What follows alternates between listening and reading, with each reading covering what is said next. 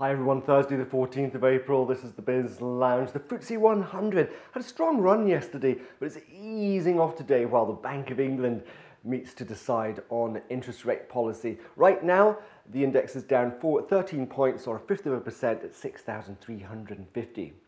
Company news also weighing on the FTSE today. Luxury UK fashion label Burberry has warned of tougher times ahead on the high street in its second half trading statement. Well, the FTSE 100 company follows next, and Jimmy Choo, which also recently warned of challenging demand ahead. Burberry shares down an unfashionable 6% today, shedding 77 pence to £12.68.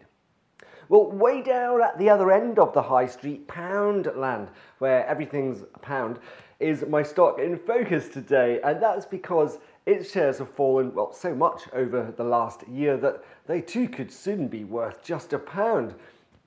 Having said that, they're actually up 0.5% today to £1.48, and this was after the company reassured investors in a trading statement that it would still meet its targets for the year. Still, £1.48 is a long way from the peak of the shares at £4.18. That was in February last year.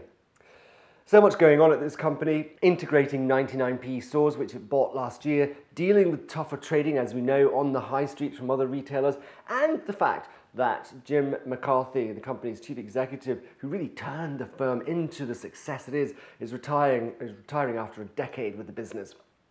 Well, it all makes for a lot of uncertainty, and I wonder at what point the shares will start to recover, so it's going onto my watch list. Now, finally, Big Boss Spotlight today falls on Bob Dudley. He's the not-so-slick chief executive, as it turns out, over oil giant BP. He's facing angry shareholders today who are upset over his overall pay package for the year, which was increased by 20% to £14 million. This is despite the company making its biggest ever loss, £4.6 billion, and of course with those collapsing oil prices, cutting thousands and thousands of jobs.